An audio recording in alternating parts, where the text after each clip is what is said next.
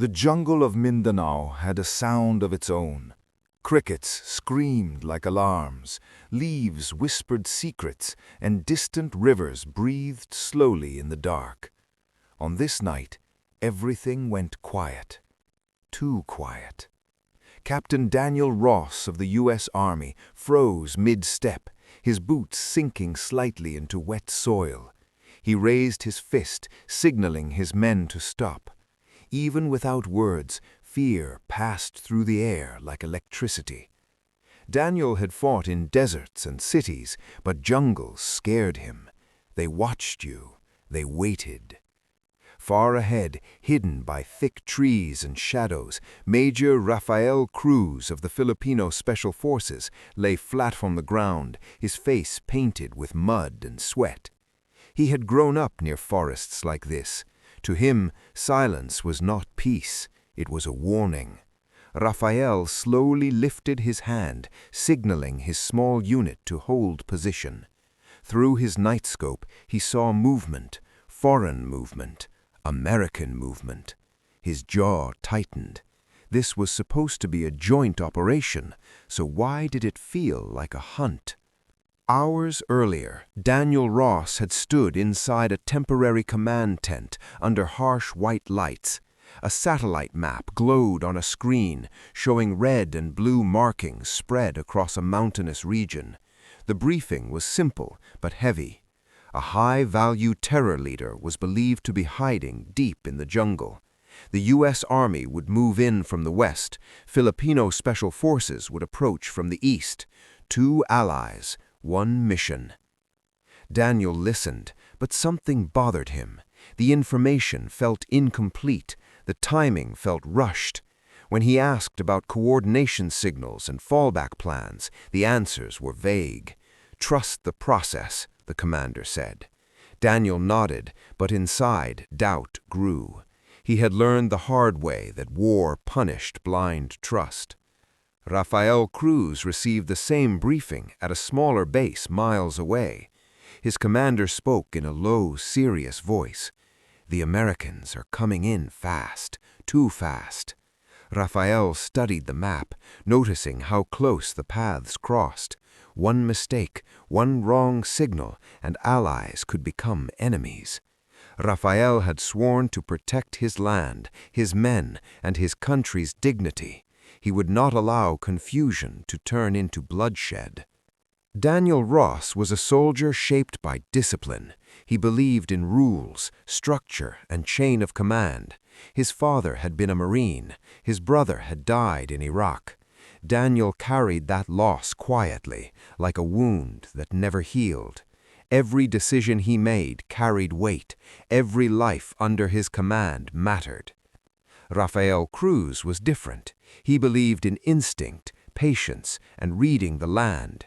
His father had been a farmer killed during a past insurgency. Rafael joined the military not for glory, but to make sure no outsider decided his country's fate without understanding it. To him, war was personal. It always had been. Between them stood 2 others whose lives would soon be tied to history. Sergeant Mark Hale, Daniel's right hand, was sharp-tongued but loyal. He trusted Daniel completely and questioned everything else. On Rafael's side was Lieutenant Tomas Ibarra, young but fearless, with eyes that burned with pride for his nation. None of them knew how close they were to disaster. As Daniel's unit pushed deeper into the jungle, GPS signals began to fade. Radios crackled with static. Sergeant Hale cursed under his breath, tapping the device. "We're losing comms," he whispered. Daniel nodded. This was bad, very bad. Without communication, coordination died. At the same time, Rafael noticed something else. Broken branches, boot prints that were not his men's. He signaled Tomas to move closer. Tomas scanned the area, his breathing slow and controlled. "Americans," he whispered, "they're closer than planned." Rafael felt anger rise, but he forced it down. Anger caused mistakes. Mistakes caused deaths. He ordered his men to stay hidden, no shots, no warnings, observe only. But his heart beat faster. If the Americans crossed the wrong line, this jungle would turn into a grave. It happened in seconds, a sudden movement, a shadow that looked like a threat, a nervous finger, a single gunshot tore through the night. Sergeant Hale fired first. He saw a figure rise from the bushes and reacted on instinct. The bullet struck a tree inches from Tomas's head. Tomas rolled, weapon raised. Rafael shouted in Tagalog, ordering his men to hold fire. Daniel shouted in English, demanding ceasefire, but the jungle swallowed their voices. For a moment, time froze. Then chaos exploded. Automatic fire ripped through leaves and bark. Dirt flew. Men shouted warnings and curses in 2 languages. Daniel dropped behind cover, his heart pounding. "Stop firing!" he screamed into the radio, but it was dead. Across the clearing, Rafael crawled toward Tomas, dragging him to safety as bullets snapped overhead. Allies were fighting allies, and the world had no idea. The firefight lasted less than 5 minutes, but it felt like an hour.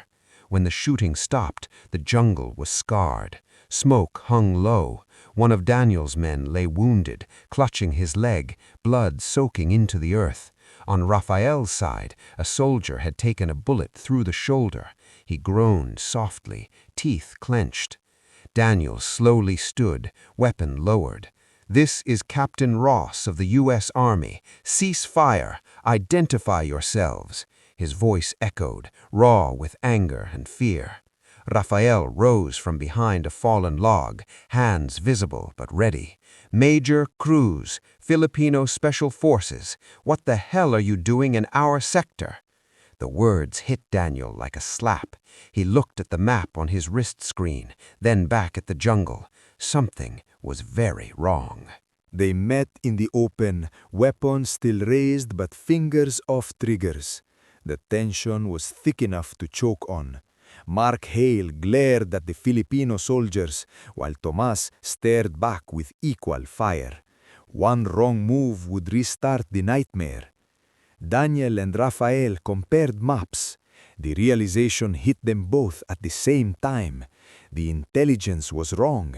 The sectors overlapped. The mission had been rushed, poorly coordinated, and dangerously flawed. "This was supposed to be clean," Daniel said quietly. "Joint, coordinated." Rafael's eyes burned. "Clean does not exist in war," he replied. "Only consequences." Before they could say more, an explosion rocked the jungle behind them.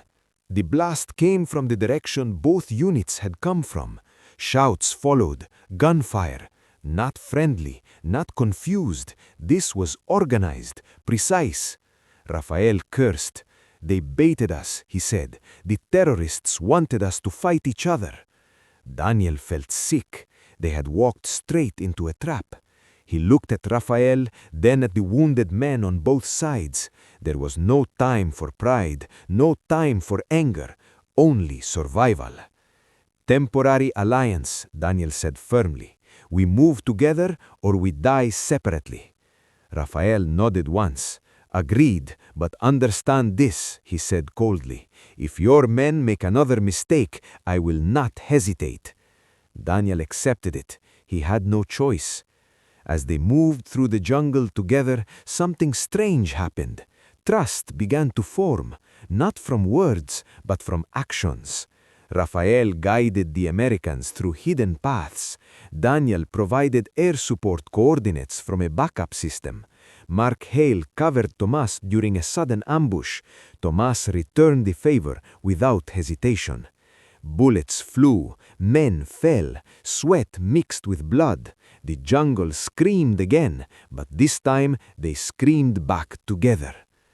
Daniel watched Rafael fight, calm, precise, protective of his men, not reckless, not cruel, just focused.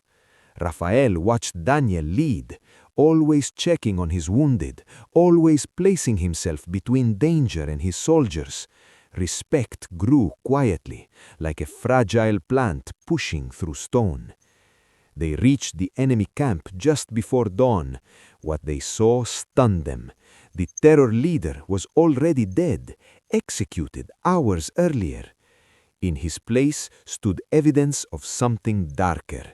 Documents, weapons marked with foreign suppliers, proof that powerful forces had manipulated the operation, using both armies as pawns. Rafael felt rage shake his body. They used our land, our soldiers. Daniel felt the same anger, and they used my men too. The face-off that shocked the world was never supposed to happen, but now it meant something bigger. Higher command ordered immediate withdrawal. Silence, no reports, no questions. Daniel stared at the message, then at Rafael. "They want this buried," he said. Rafael clenched his fists. "If we stay silent, it will happen again." Mark Hale spoke carefully. "Sir, this could end careers." Tomas looked at Rafael. "Or save lives." The decision hung heavy in the air. Daniel made his choice. "I won't lie," he said. "Not about this."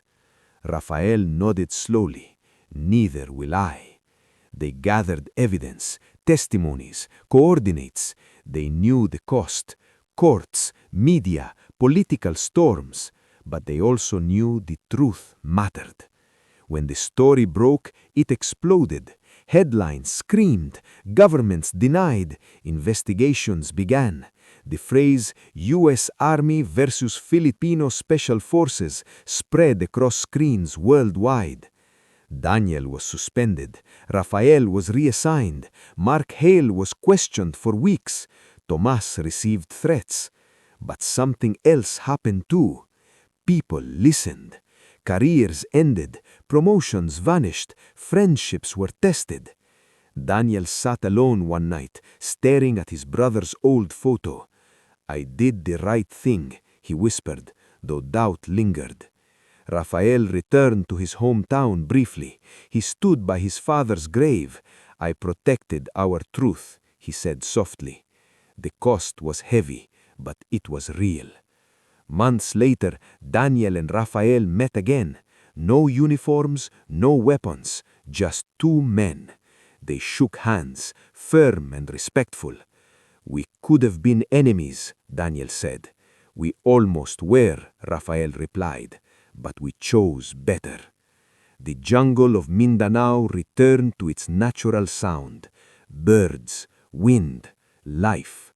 The world moved on, but history did not forget, because on one dark night, two allied forces almost destroyed each other, and instead exposed the truth powerful enough to shake the world. And that was the real face-off.